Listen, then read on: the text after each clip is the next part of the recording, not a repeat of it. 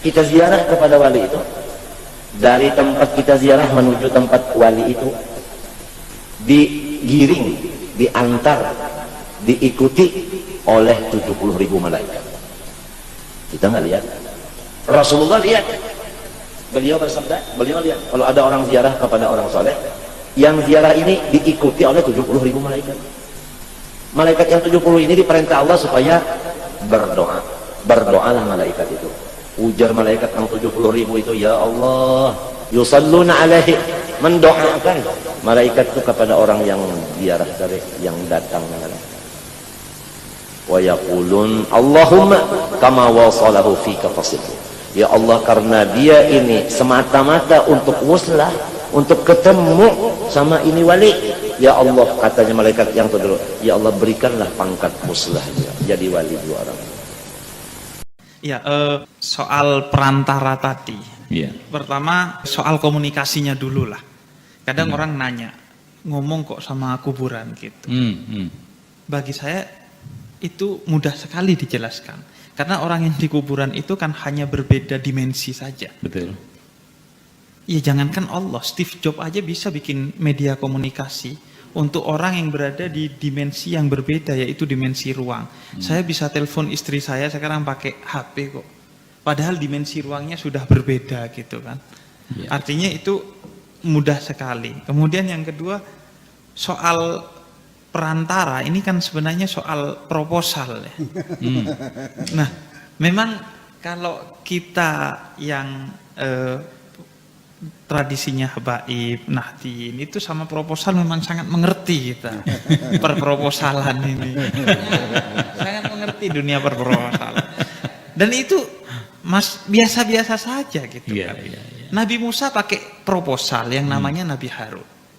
Karena beliau tidak bisa ngomong dengan baik, karena ketika kecil makan bara, akhirnya pakai perantara, wasilah, proposal itu yang namanya Harun. Nabi Harun itu kan proposal Nabi Musa.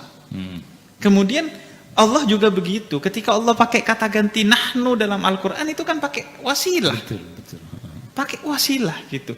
Maka sebagaimana Allah pun pakai wasilah dalam beberapa hal, apakah berarti Allah butuh wasilah? Itu ya gak butuh. Tapi yang memang itu kan sunnatullah, tradisinya Allah begitu. Maka kita ikut itu. Begitu juga sebaliknya.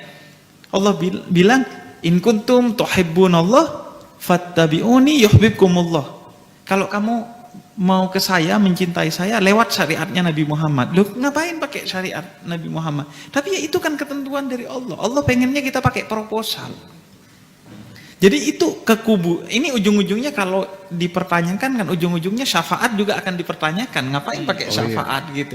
Nah, kita ke kuburan, yaitu kan kita lewat kekasih Allah untuk mengetuk pintu rahmatnya. Karena bahkan amal pun itu kan wasilah.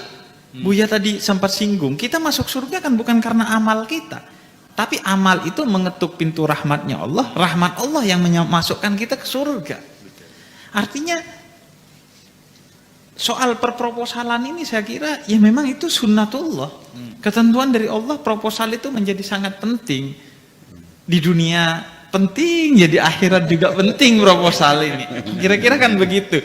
Kemudian yang kedua juga, kenapa kita melalui para kekasih Allah itu, dan proposal ini jelas aturannya. Karena itu beberapa ulama misalnya ya, tidak memperbolehkan mencium batu nisan.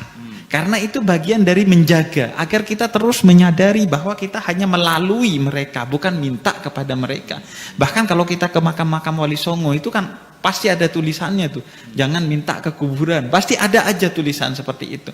Itu kan untuk mengingatkan kita, kesadaran kita. Walaupun ya itu sebenarnya inherent dalam diri kita kan, pasti gak minta kepada kuburan lah. Pasti sudah tidak minta kepada kuburan kita. Dan kenapa melalui itu? Karena mereka lebih hidup dari kita. Para wali Allah itu lebih hidup dari kita walaupun mereka sudah mati secara fisik. Ya buktinya Sunan Ampel setiap hari ngasih makan ribuan orang. Ada aktivitas ekonomi ribuan orang. Iya, Sunan Gunung Jati. Sunan Gunung Jati di sini ribuan orang. Bahkan di Sunan Ampel saya beberapa kali beli barang itu. di tokonya orang Arab di sana. Kemudian saya ngobrol sama mereka. Mereka itu gak percaya kepada ziarah kubur, tapi dikasih makan sama ziarah kubur gitu. Artinya ini kan soal rahmat. Orang yang tidak menyembah Allah juga dikasih makan sama Allah. Nah ini rahmat. Sedangkan saya, ngasih makan istri saya saja harus ke Cirebon ini, harus ke Indramayu, harus ke Surabaya, ke mana-mana untuk cari makan istri saya aja. Mereka ngasih makan ribuan orang setiap hari gitu. Artinya siapa yang hidup, siapa yang mati ini pertanyaannya. Kan berarti lebih hidup mereka gitu. Dan